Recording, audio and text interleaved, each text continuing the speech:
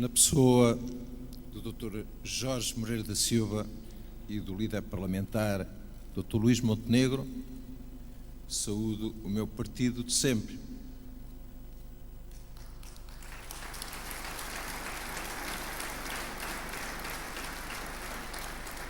Na pessoa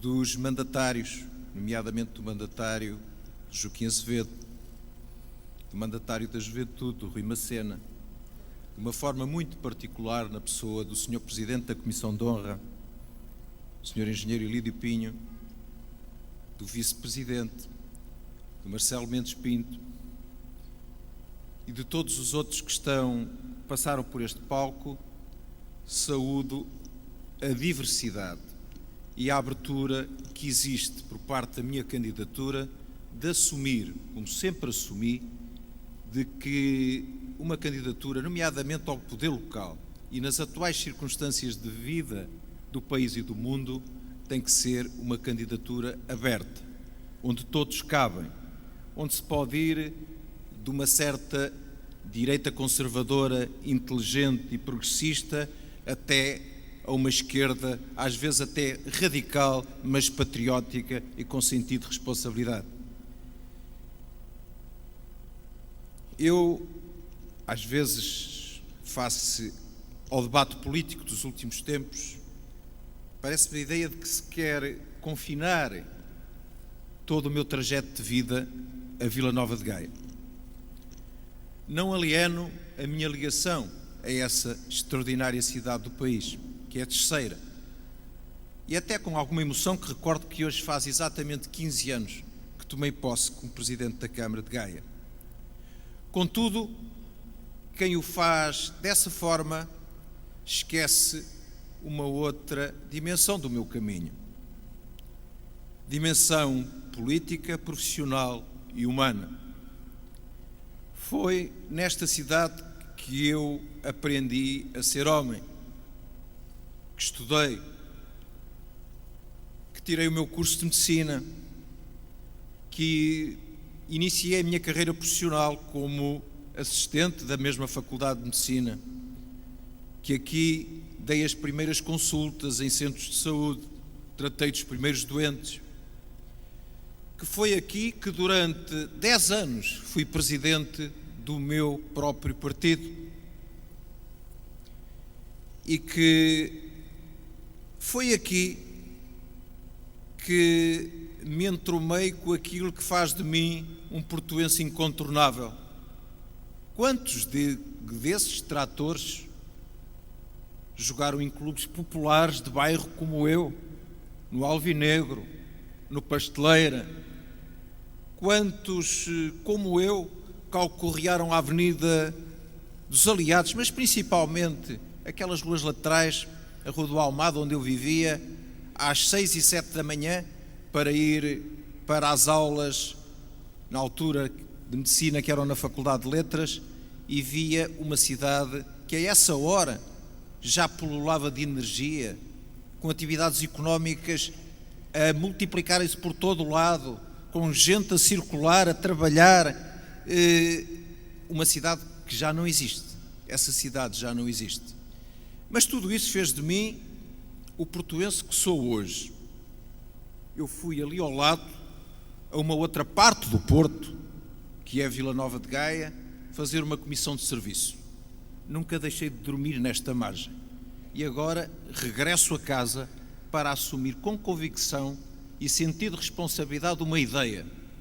O Porto, daqui a 12 anos, que é um ciclo político, pode ser um farol incontornável da inovação, do progresso, da coesão social, um exemplo a nível europeu e mundial, um farol do sudoeste peninsular. Acredito sinceramente nisso.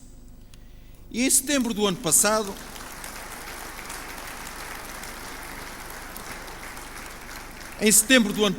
declarei-me candidato à presidência da Câmara do Porto. Filo como sempre fiz. Não pedi licença a ninguém.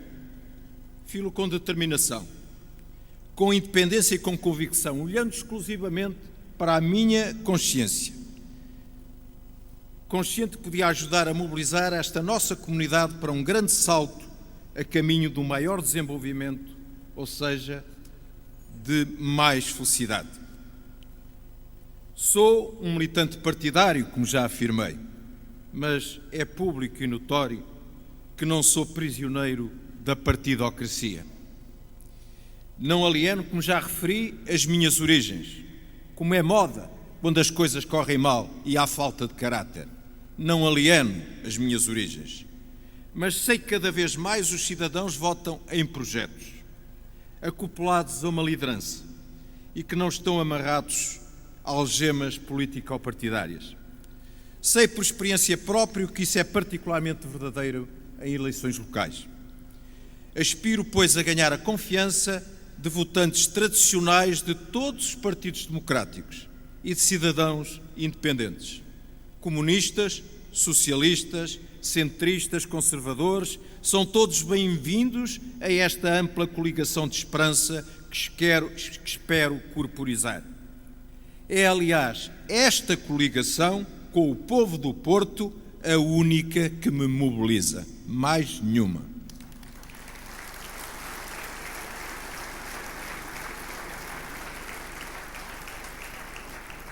Para quem parodia esta visão da liderança política, eu cinjo-me a factos. Há 3 anos fui eleito pela 4ª vez com maioria absoluta Presidente da Câmara de Gaia. 15 dias antes, o engenheiro José Sócrates, legitimamente, democraticamente, foi eleito Primeiro-Ministro de Portugal. Em Gaia, o meu partido teve nessa data 28% de votos. 3 semanas depois, a nossa candidatura teve 62% de votos. Portanto, para aqueles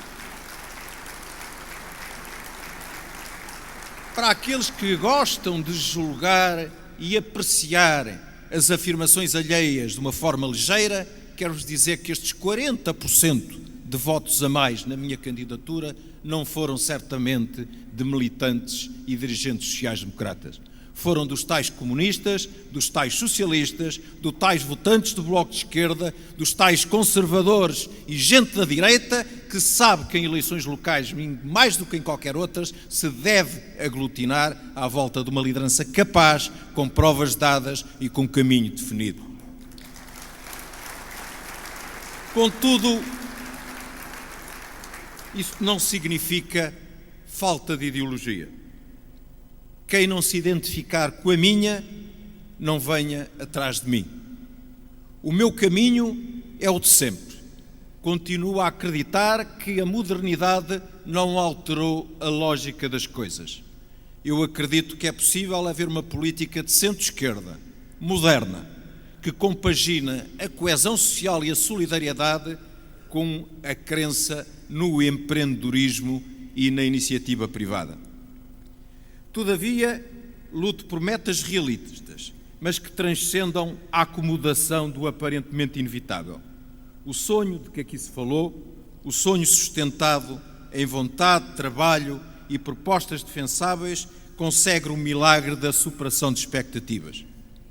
Comprometo-me a lutar por um Porto que no final da liderança, de um ciclo de liderança, esteja no mínimo, nos 75% do nível médio de desenvolvimento da União Europeia, ou seja, fora do patamar das regiões que indigentemente ainda necessitam de apoios para a coesão territorial.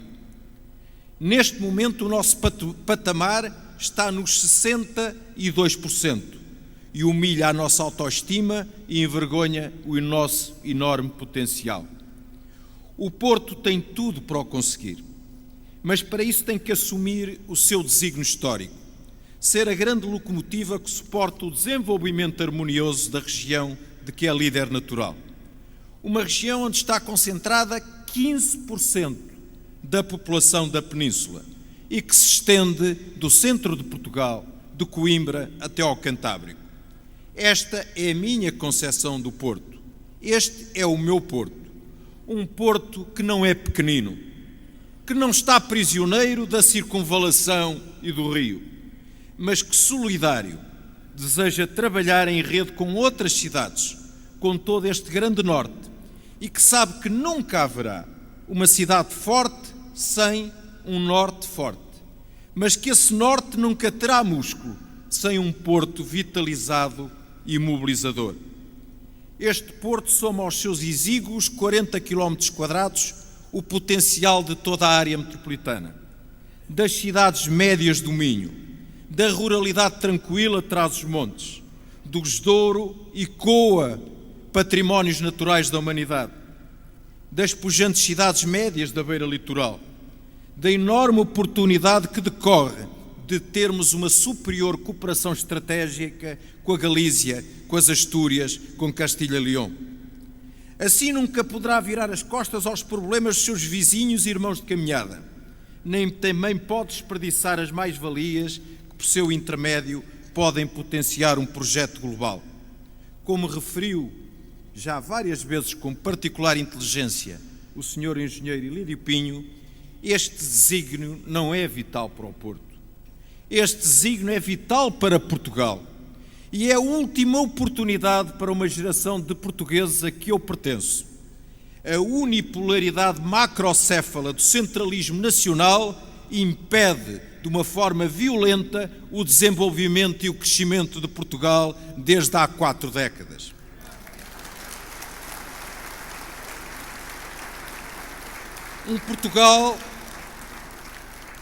Um Portugal com desenvolvimento bipolar na frente atlântica é um projeto patriótico que aumentará a nossa competitividade na Península e que fará a oeste o que a Catalunha e Valência fizeram no Mediterrâneo enquanto resistentes à pressão da centralidade de Madrid.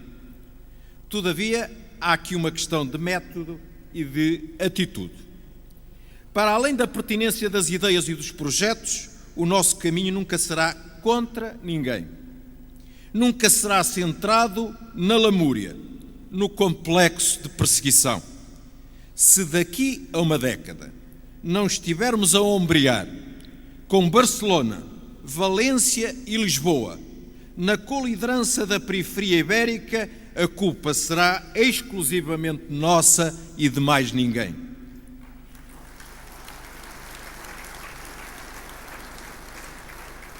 Nas últimas semanas, esta lamúria esteve muito na primeira linha da comunicação. Fruto de algumas circunstâncias que tiveram a ver, por exemplo, com o financiamento da Casa da Música, com a privatização da ANA, ou com o fim de um programa de televisão, houve quem propusesse a realização de manifestações.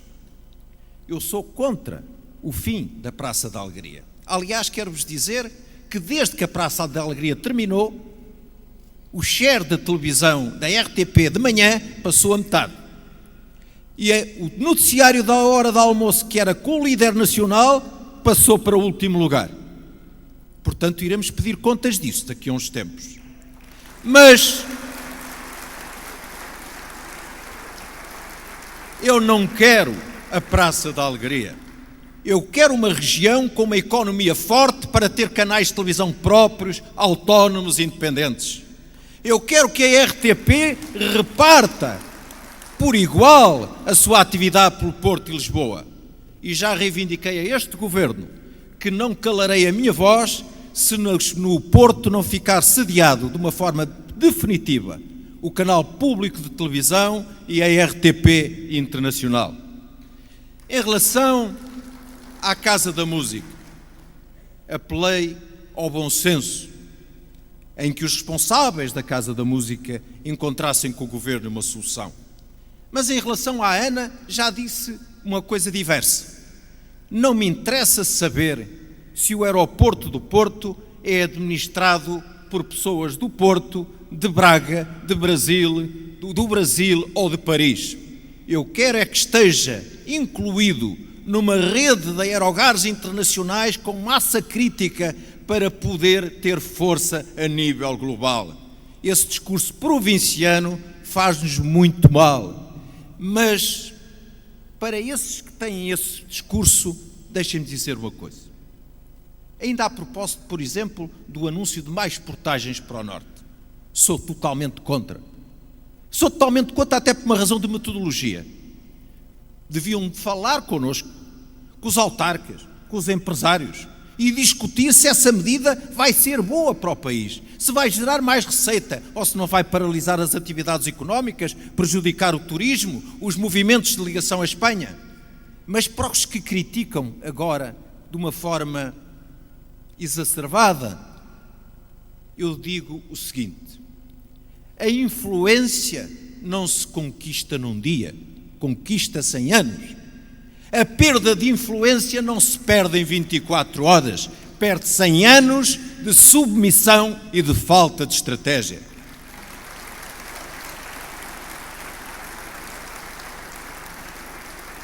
Para não nos voltar a acontecer este tipo de situações, temos que fazer pela vida. Trabalhar, crescer, ganhar força política, económica, social, cultural, comunicacional, para podermos fazer com que este tipo de coisas naturalmente deixem de acontecer. E os ventos da história sopram a nosso favor. Nos grandes espaços supranacionais, como aquele em que coabitamos, a União Europeia, o desenvolvimento não vai ser mais linear e normalizado pela realidade do Estado. O desenvolvimento vai ser esparso, saltitante, centrado na realidade das cidades-região, fruto da capacidade de cada uma lidar com as oportunidades e os desafios do mundo global. Teremos a poucas centenas de quilómetros umas das outras cidades a imporem-se e a prosperarem, e outras a definharem e a morrerem.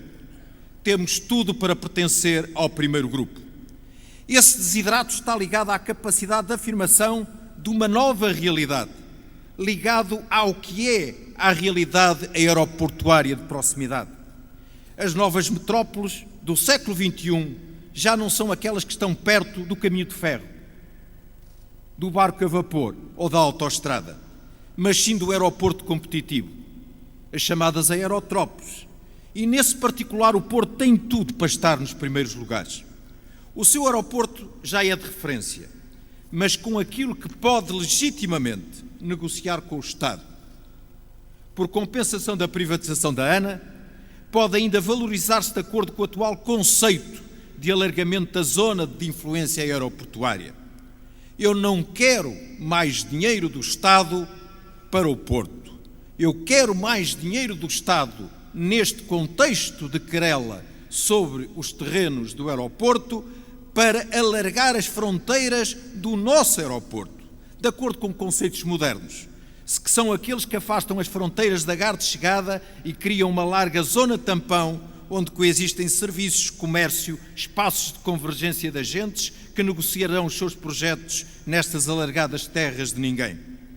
Será assim aberto por mim um construtivo diálogo com o Governo para defender estes legítimos direitos, porque o caminho da beligerância judicial é o caminho da fraqueza e nunca foi o mais curto para atingir rapidamente soluções.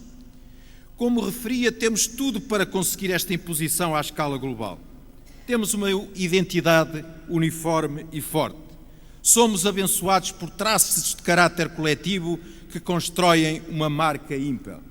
Uma marca com valor, sólida, secular.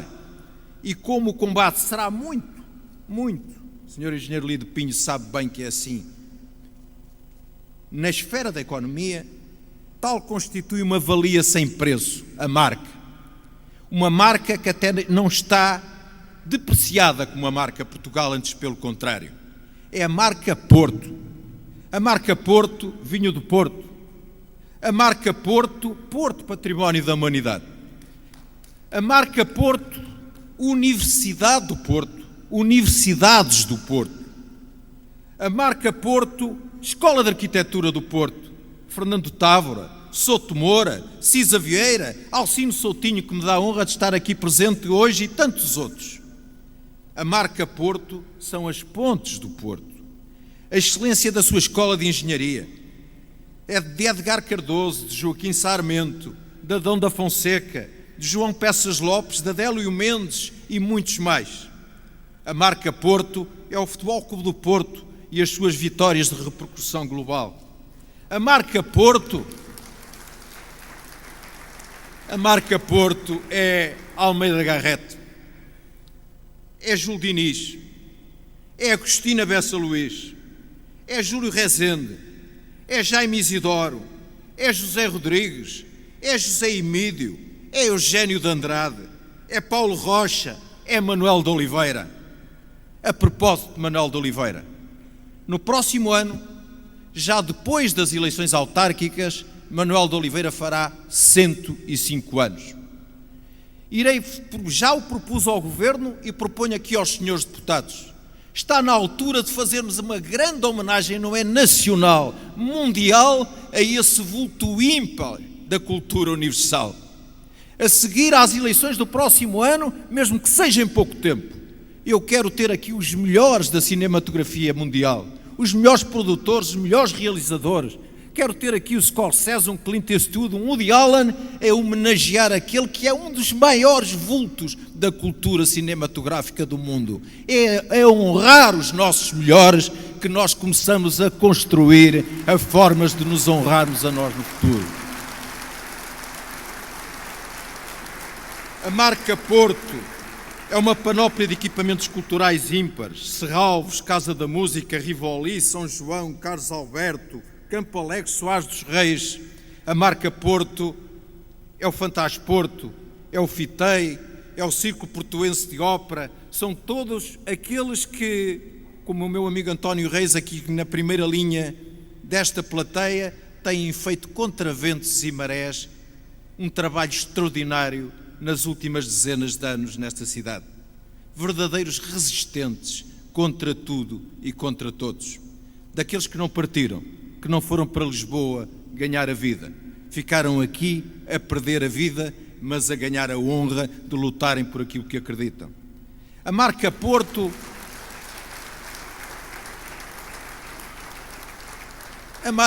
é o liberalismo democrático, é a república, é a resistência à ditadura, é a oposição à invasão estrangeira.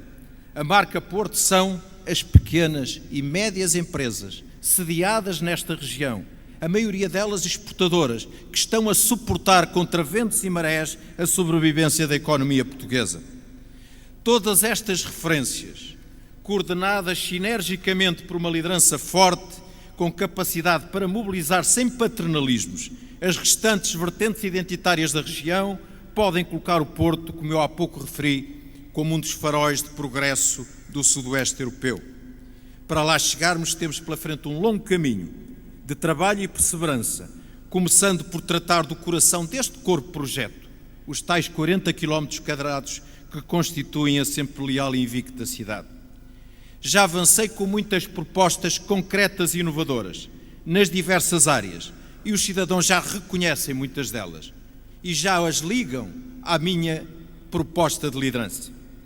O repovoamento da cidade do Porto, os livros escolares gratuitos em toda a escolaridade obrigatória, os prémios Porto e o Porto Capital de Turismo de Congressos, a gestão em redes dos equipamentos culturais, a criação do Senado Municipal, a exacerbação da gestão mais partilhada dos municípios metropolitanos, principalmente de Porto e Gaia, as bolsas de estudo para os melhores alunos dos setores mais carenciados da população, a promoção permanente do Porto no exterior e a diplomacia económica de cariz regional, as novas travessias do Douro, o tratamento da circunvalação, da Orla Ribeirinha, a regeneração do Bolhão, dos polos desportivos da Universidade e do Inatel, a dignificação dos equipamentos desportivos do associativismo citadino.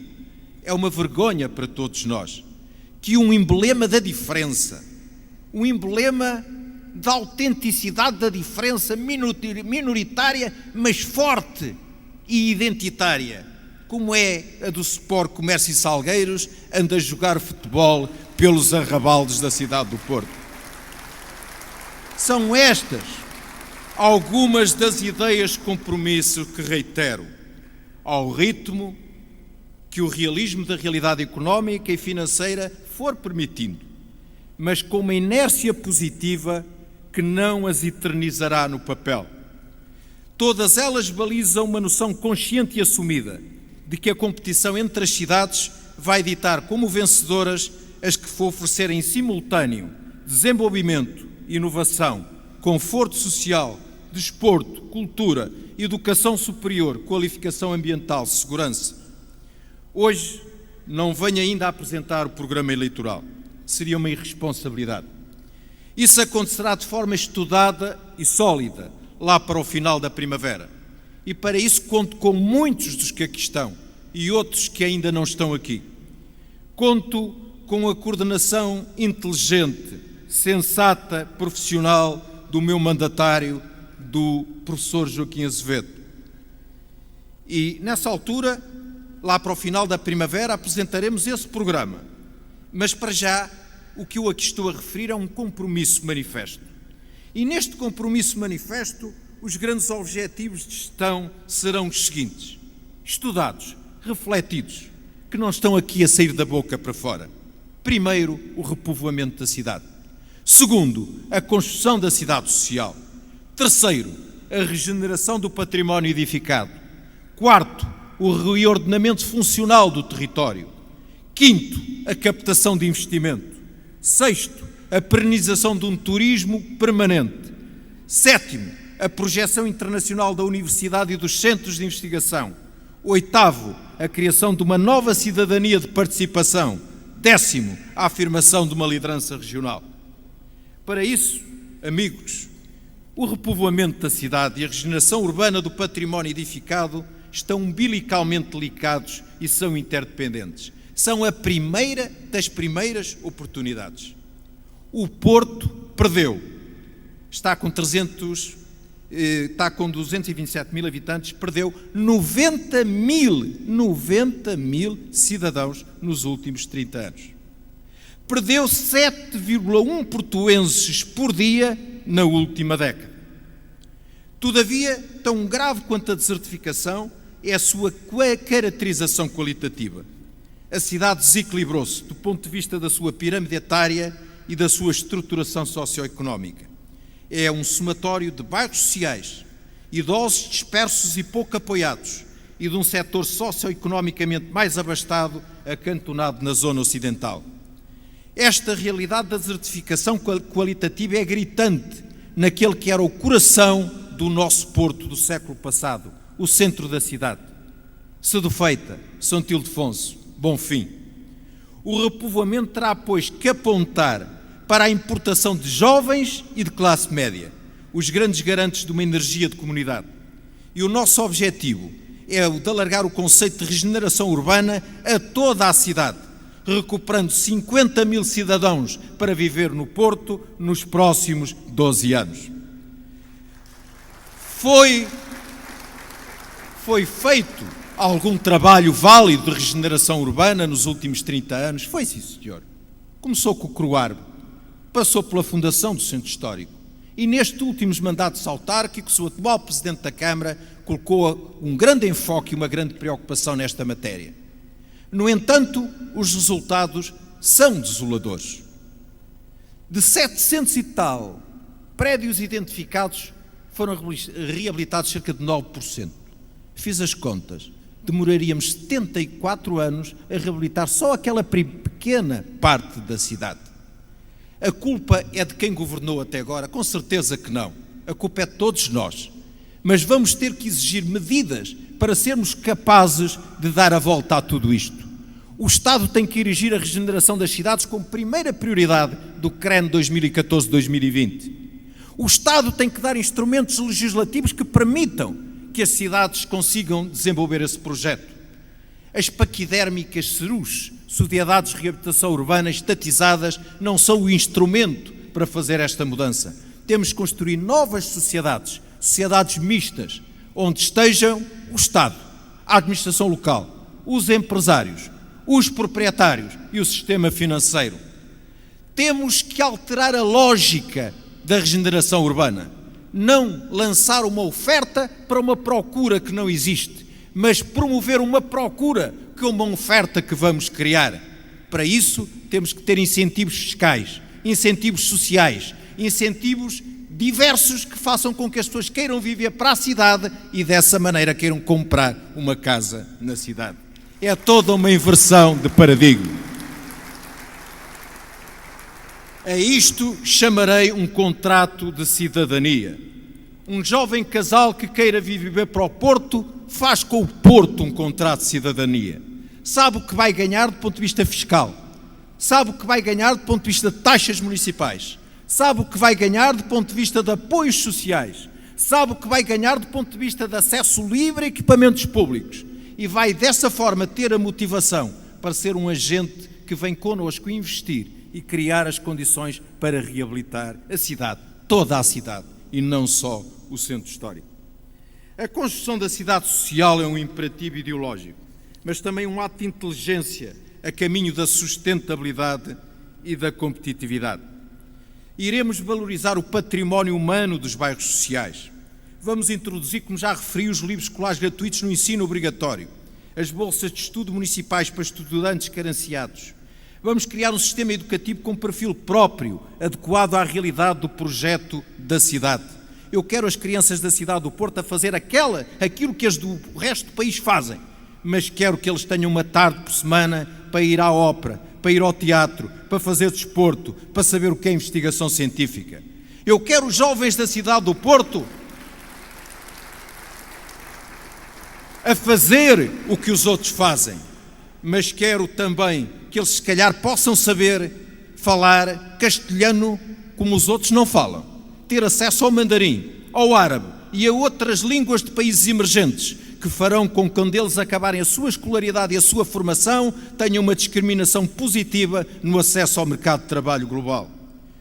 O processo de regeneração da cidade também passa pelo reordenamento funcional do território, que se alterou muito nos últimos 30 anos, com essa chaga, com essa ferida que foi aberta no meio do corpo da nossa cidade, chamada Via de Cintura Interna. Isso vai obrigar a repensar a ligação da cidade entre si. E com habilidade, vemos que existem polos perfeitamente identificados que podem ser harmonizados. O polo ambiente, centrado no Parque da Cidade. O polo atlântico, centrado na frente marítima. O polo conhecimento de saúde, centrado no polo hospitalar e universitário fronteira à circunvalação. O polo memória, que soma o centro histórico ao núcleo urbano central do centro da cidade. O polo inovação, ou que se deseja inovação, nucleado pela zona oriental centrada em Campanhã, constituem unidades orgânicas com especificidade e identidade própria, suscetível de facilitar uma abordagem microcoerente. Para tal ser possível, o PDM terá que evoluir, por forma em que a mobilidade automóvel e os eixos viários, que eram a única e principal prioridade, passem para um outro paradigma, em que os lugares, as pessoas e a comodidade da vivência das diferentes atividades económicas sejam prioridade.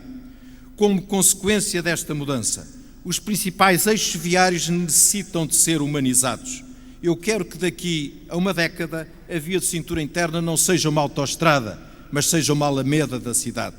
Eu quero que daqui a uma década a circunvalação seja uma alameda da cidade e que estas diferentes unidades orgânicas estejam ligadas por uma avenida da Boa Vista, por um eixo de Damião de Góis, Constituição, Fernão de Magalhães, que sejam as grandes alamedas de ligação da realidade identitária diferenciada do núcleo urbano citadino.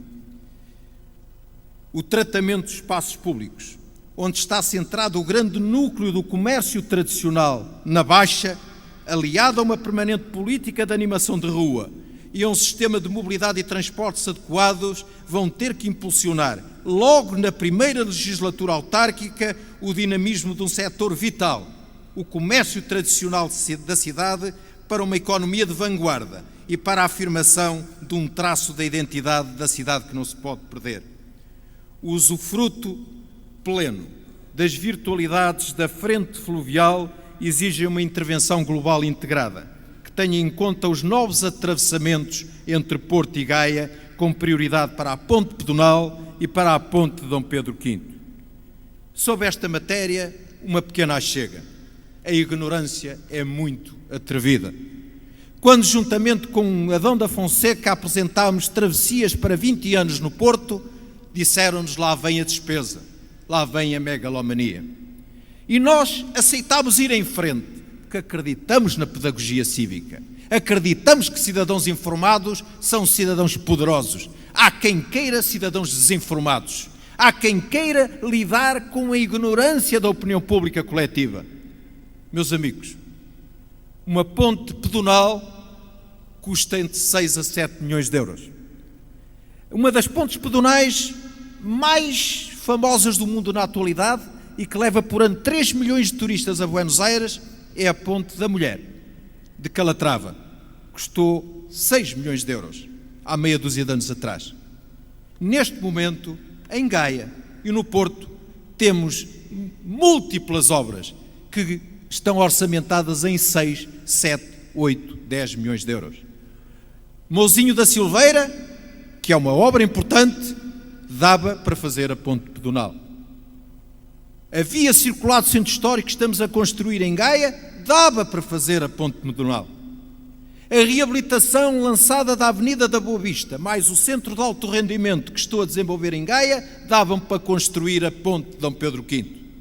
Portanto, a ignorância é atrevida, maldicente e mentirosa.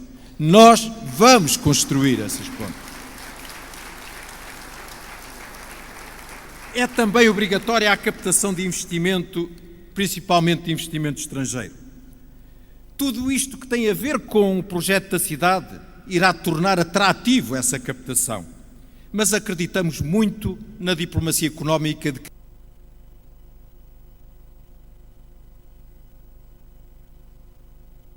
7, 8, 10 milhões de euros. Mouzinho da Silveira, que é uma obra importante, dava para fazer a ponte pedonal. A via circular do centro histórico que estamos a construir em Gaia, dava para fazer a ponte pedonal. A reabilitação lançada da Avenida da Boa Vista, mais o centro de alto rendimento que estou a desenvolver em Gaia, davam para construir a ponte de Dom Pedro V. Portanto, a ignorância é atrevida, maldicente e mentirosa. Nós vamos construir essas pontes. É também obrigatória a captação de investimento, principalmente de investimento estrangeiro. Tudo isto que tem a ver com o projeto da cidade irá tornar atrativo essa captação. Mas acreditamos muito na diplomacia económica de cariz local, regional. Iremos criar uma agência de desenvolvimento com empresários do setor privado, a IEPN, a Agência para a Internacionalização da Economia do Porto e do Norte de Portugal, que terá uma estrutura ligeira, mas que será responsável por uma permanente e agressiva diplomacia económica em todos os cantos do mundo. Vamos consolidar um turismo forte e permanente. Já defini publicamente 3 eixos de intervenção. Um passa por vender vários portos, que façam com que seja atrativo ter repetidas visitas e repetidas curiosidades pela região. Vir ao Porto uma vez para conhecer a cidade e o património da humanidade. Uma segunda vez para ir a Guimarães e a Braga. Uma terceira vez para ir ao Douro e ao Coa. Uma quarta vez para ir a Aveiro, a Coimbra, a Fátima, a Figueira da Foz. Uma quinta vez para ir à Galiza, mostrando no mundo que é mais interessante entrar na Galiza pelo Porto e mais barato do que por Madrid. Um segundo eixo, a oferta cultural. Uma oferta cultural integrada, baseada naquilo que é a produção criativa da cidade, dos seus diferentes equipamentos, do que são os seus eventos, o São João, o Porto Wine Fest, a Fantasporto, o FITEI e tantos outros que têm que chegar online, todos os dias, ao telefone, ao e-mail de milhões de consumidores no mundo. O terceiro eixo já referi também, turismo de congressos, baseados nos prémios Porto, Prémio de Arquitetura, Prémio de Engenharia, Prémio de Medicina e o Prémio de Economia Globalização. Queremos que, de 2 em 2 anos, se reúnam no Porto empresários, homens da cultura, políticos, ONGs, para discutir a globalização, sobre a égide de uma associação que vamos criar, a Associação dos Municípios Fernão de Magalhães, por onde esse grande português passou em múltiplas viagens pelo mundo. Temos a ambição de que se diga daqui a uns anos nem Davos, nem Porto Alegre. Porto, nem a globalização dos ricos sem coração, nem de um romantismo de extrema esquerda ilusório e inconsequente. A globalização da classe média, das pequenas e médias empresas, centrada no emblema de uma capital, de uma região pujante do ponto de vista económico e social. As nossas universidades serão aliadas. São todas elas de grande qualidade. A universidade pública que tem dado saltos no ranking internacional. A Universidade Católica, com uma capacidade impressionante de empregabilidade dos seus principais cursos. Universidades privadas altamente inovadoras, como a Universidade de Fernando Pessoa, que tem os saltos no sentido da internacionalização ainda muito antes do setor público se ter abalançado nesse sentido. O Politécnico do Porto, que tem um nível excepcional. Estas escolas superiores têm um excesso de oferta. Esse excesso de oferta deve-se transformar numa oportunidade. Temos neste momento 300 mil estudantes na Europa a circular pela Europa à procura de cidades onde estudar, porque não se identificam com os cursos ou com a idiosincrasia dos países onde nasceram. Temos um Magrebe a construir uma classe média sedenta de conhecimento.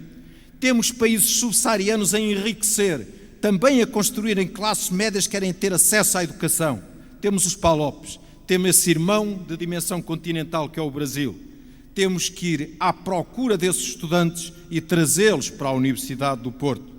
Temos que ir aos Estados Unidos da América e ao Canadá, onde existem por ano cerca de 50 mil quadros superiores em licença sabática, à procura de uma cidade europeia onde haja tranquilidade, segurança, sol, saúde, bons hospitais. Temos que procurar essa gente e trazê-la para o Porto, a passar aqui um ano e a trabalhar junto das nossas universidades e dos nossos institutos superiores. Isto com o espírito de uma nova cidadania, falando com as pessoas, junto das pessoas. Eu não ia entrar na demagogia de que para construir o programa vou ouvir os portuenses. Eu quero ouvir os portuenses durante os próximos 12 anos, todos os dias e a todas as horas, e com eles construir as soluções. Será instituída a figura do provedor municipal. Será instituída a figura do Senado da cidade, que será constituída por 15 personalidades escolhidas de uma forma democrática na Assembleia Municipal e na Câmara, em que os senadores desta cidade, independentemente da sua ideologia, do seu caminho, do seu trajeto, vão aconselhar o Presidente da Câmara pelo menos 3 ou 4 vezes por ano. E é de uma forma muito gratificante que eu fiz um convite para que seja indicado pela Câmara para Presidente desse Senado uma figura ímpar da militância cívica do país, o meu velho mestre e professor Daniel Serrão.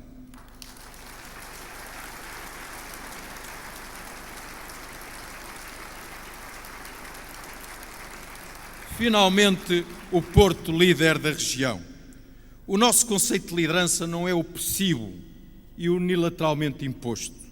O nosso conceito de liderança é o de humildemente colocar o Porto ao serviço de toda a região norte, numa parceria de igual para igual.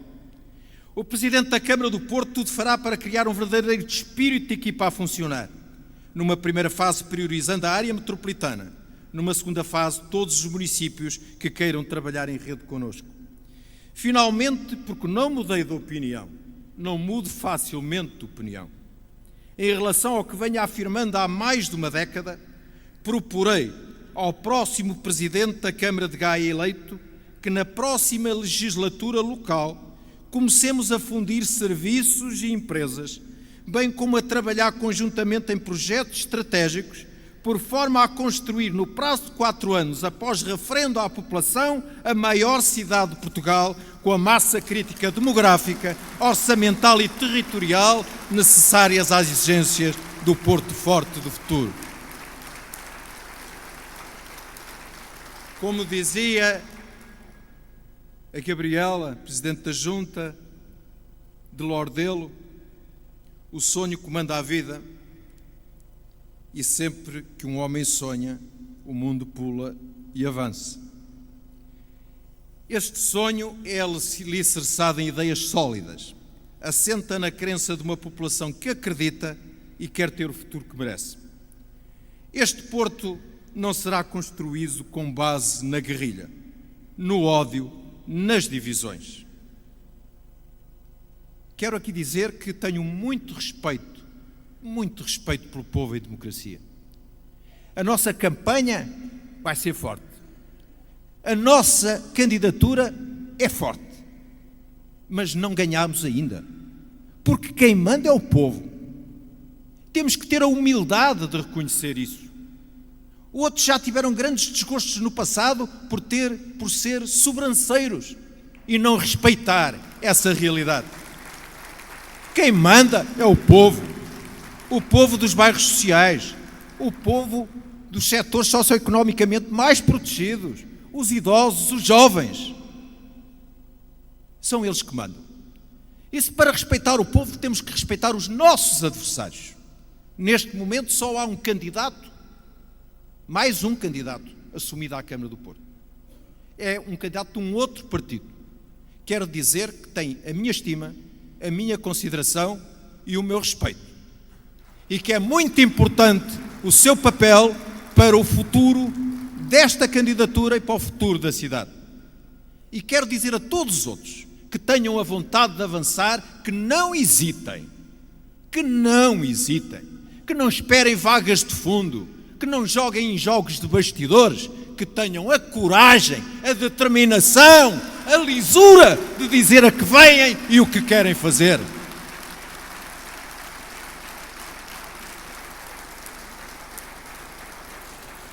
Que não comuniquem pelos jornais, nomeadamente pelos jornais da capital. Comuniquem no Porto, com o Porto, para o Porto.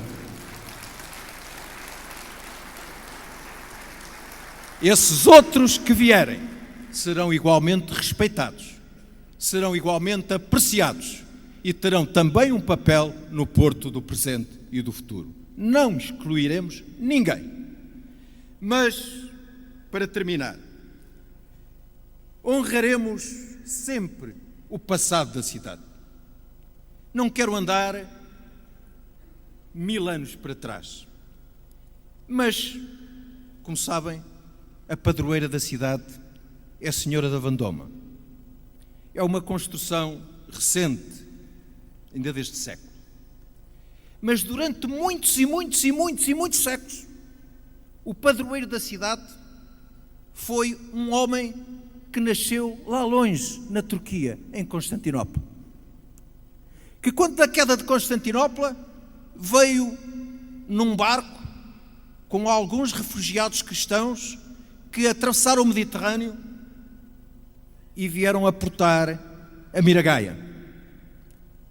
Uma cidade que tem durante centenas de anos um padroeiro que vem do Médio Oriente, demonstra o seu cosmopolitismo, demonstra a sua abertura ao mundo, a sua capacidade de receber quem vem de fora e vem por bem. Esta cidade, não esqueçamos, onde nasceu Portugal, aqui ao lado, nas duas margens do rio, e deu o nome à nossa grande nação. O Porto é tudo isto, é esta força, esta história. Não quero andar os tais 1000 anos para trás, mas a Câmara Municipal, a que eu presidir, se o povo quiser, honrará o amor à liberdade do Presidente Aureliano Veloso, a bonomia generosa do Presidente Coelho Magalhães, o sonho arrebatado de Paulo Valada, a sobriedade rigorosa de Carlos Brito, a ligação ao povo mais humilde de Fernando Cabral, o cosmopolitismo com resultados meritórios, apreciáveis, de Fernando Gomes, o espírito inovador e audaz de Nuno Cardoso e a vontade de rigor do atual Presidente Rui Rio. Todos eles pertencem ao património da cidade, todos eles terão um lugar no futuro da cidade. Todavia, o nosso Porto é aquele que daqui a 12 anos não dará espaço para que se honre, em primeiro lugar, outra coisa que não seja o espírito indomável de uma cidade e de um povo que conseguiu somar ao legado daqui ter nascido Portugal um novo legado igualmente grandioso, aquele que referi no início da minha intervenção, e que resultará da minha esperança, da minha crença, da minha quase certeza que por este caminho, com todos nós, o Porto pode ser, em 2025, o grande farol de desenvolvimento do sudoeste europeu. Obrigado a todos. Viva!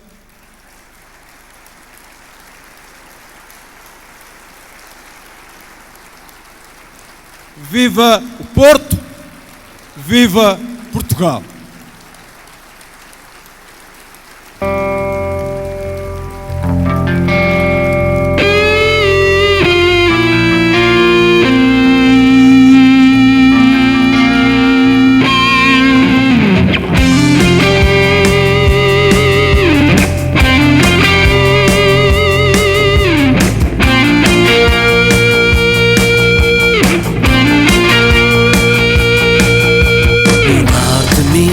Amiga, vivo eu, a vontade de falar sempre de frente. Contigo aconteceu, o Porto teu e meu, abrigo, casa, um lugar de sorte. No norte viva a esperança e a certeza, e digo querer fazer sempre perfeito. As lutas, a grandeza, promessa dada e feita, a pátria, a maior força do norte. Porto agora, Porto teu e meu, campeão a toda hora. Porto a tua mão, abre o coração, a margem final, todo Portugal. No norte, meu amigo, vivo eu, a vontade de falar sempre de frente. Contigo aconteceu, o Porto teu e meu, abrigo, casa, um lugar de sorte. No norte vive a esperança e a certeza, e digo querer fazer sempre perfeito. Nas lutas a grandeza, promessa dada e feita, a pátria, maior força do norte. Porto agora, Porto teu e meu, campeão a toda hora. Porto a tua mão, abre o coração, a margem final, todo Portugal. Porto meu e sempre Porto certo, décadas de trabalho, fio a fio. Porto a tua mão, abre o coração, a margem final, todo Portugal. Porto agora, Porto teu e meu, campeão a toda hora.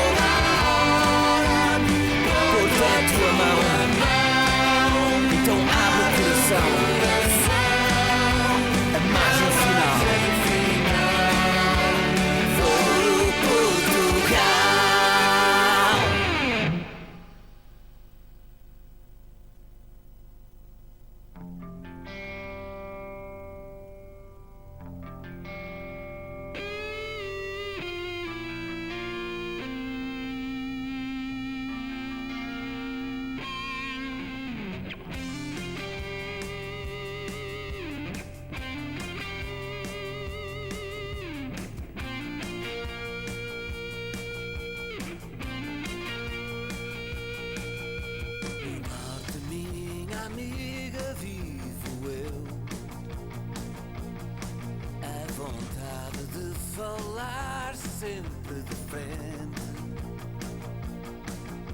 Contigo aconteceu o porto teu e meu, abrigo, casa, um lugar de sol.